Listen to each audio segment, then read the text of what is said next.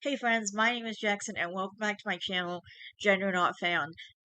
So I'm doing a second video tonight. I know it's like, right, well, it's 10:40 at night, but I'm just gonna do part one of this series that I found on Reddit after. I really enjoy like those creepypasta channels, like, the channels that read creepy stories. And I also asked you guys yesterday if I should start a new book. I did like a little poll thing, and Kelly is the only one who watches my videos and gives her opinion, and so she's the only one that voted. So she voted yes, so the poll is at 100%. So 100% of people think that I should start a new book. Also, hello, I get a vote too. And I also vote yes, because I really love reading stuff. But I also love reading new content. And also, you guys really enjoyed it when I read, I think it was the end of 2022 stream, like, where I was, like, where as we were rolling into midnight, I was reading a scary story, and you guys really enjoyed that. And I actually really enjoyed it too. And I used to read some scary stories, like creepypastas. And I know I read that, creepy My Little Pony fan fiction recently, and you guys really love that too. And I actually had another comment from another person who also enjoyed the video a lot.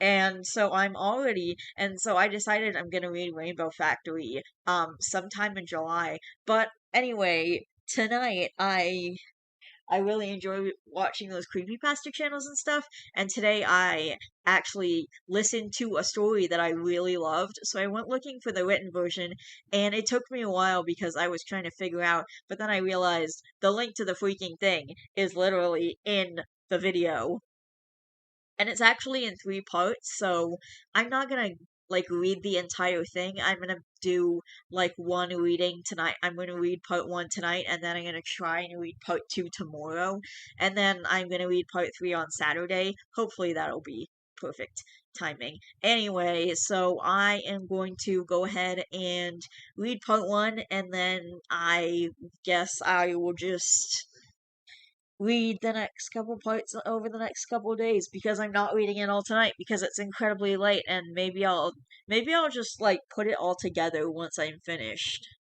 Like maybe once I've done each individual part and I've posted each individual part, then I'll put it together and I'll delete the video where I had three separate parts. Anyway, I'm not gonna decide on that right now, but I'm just gonna read it. So this is part one of a three-part series. I sold my firstborn to the Fae, and they are coming to collect. And in case you guys don't know what the Fae is, it's fairy people basically. It's fairies, and not the Tinkerbell kind. I sold my firstborn to the Fae, and they are coming to collect. Part one. I squeezed the I squeezed the gun in my hands and obsessively checked the 8 chambers. It was still loaded, the same way it was 5 minutes ago. Satisfied for the moment, I hid it in my pocket again. Having a loaded gun in the baby's room, I bet you could be arrested just for that. Arrested and divorced, and I would deserve it. From anyone else's point of view, I was just crazy. But maybe if you listen to my story, you will see that I have a very good reason to be this afraid. It started not too long after my 21st birthday. I took a bus to Atlantic City without the rest of the boys. I decided they were the ones holding me back from one of those crazy nights you see in the movies.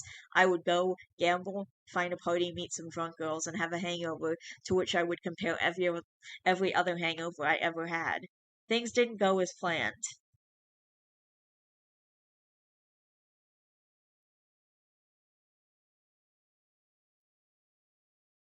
Sorry. Things didn't go as planned. It is amazing how fast It is amazing how fast $300 goes in Atlantic City. Well, maybe it would have gone further if I did not discover my special relationship with drinking and gambling. It was only 11 and I was making my first trip to the ATM. By 1 a.m., I had not only emptied my debit card, I had also used up the 20 in my pocket for the bus ticket home. I did not have a way to get back to my flat, but worse, I no longer had my share of the rent for Monday. If you guessed this was not the first time I had done something less than smart, you may be right, and there was going to be a good chance I was going to be thrown out. I sat in a side alley, thinking of a plan as my head swam. I would have to spend the night stumbling around here, the beach, and the casino, and then call my parents in the morning to buy me a ticket home. After that, I would have to figure out how to borrow money to make rent. "Can I bum a cigarette?" came a voice, and I realized someone had sat next to me. It was a large man with an unmistakable smell of whiskey surrounding him like a cloud. He had a huge growth of black hair that tangled into a mess on his head, reminding me of overgrown ivy. His huge beard covered most of his face, but through the gap that was his mouth, I could see at least two glistening gold teeth. For a moment, I considered trying to sell him the cigarettes, but then thought better of it. The dollar was not going to make a difference, and a little good karma could go a long way towards getting through the night. I pulled out my last two and a lighter, handing one to the man. "Not your night?" asked the man, taking a long puff. "No, lost everything. This city," he looked at me long and hard, and then showed me his gold teeth, "it will take everything from you. It is a living thing, you know. It needs to be fed." "Well, I have nothing left to give. I don't even have the bus fare home." He took a long measure of me. "Do you want to make one more wager? Maybe get out of this clean?" "I told you, I don't have anything left." A car passed, and I got a better look at my alley mate. He wore an old dark green shirt, soaked in mud and whatever else. His teeth, every single one, was a different shade of gold, and his eyes, in a moment of light, I thought they were green, with vertical elongated pupils. "How about you wager something from your future?" "My future? I'm not betting money I don't have. I'm not that stupid." "Not money." He moved closer to me. The smell of alcohol and piss was overwhelming. "How about you wager your firstborn?" I I laughed, even though nothing was funny. "I don't have children. At least not ones that I know of. Right? That's why it's a wager, a gamble, a risk." The man's voice pierced me to the core, and I felt as if I was prey in the eyes of a predator. "If you have children, the first is mine, and you can go home, like this night never happened." Um, I hesitated. This was crazy, but as I looked at the man, I knew some truth deep inside.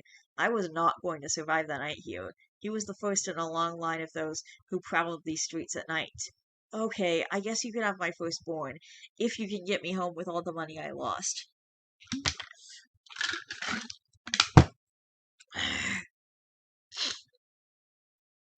"Yeah, very smart," I thought. "Smart boy," the man replied. "Yeah, very smart," I thought to myself. "I don't want children. If it ever happens, he can explain this to my baby mama. So smart that I am pretending to myself that some drunk in an alley is going to get my rent money back." "Check your pockets, boy." I reached into my pockets and fumbled past my empty wallet for a moment. Then I pulled out the only other thing in there. Somehow, I still had a $1 chip. "This is going to get me home?" "Take it to the wheel. Play 13, then 17." I was going to say something else, but I turned my head to a noise. Two cats fell into the alley, fighting.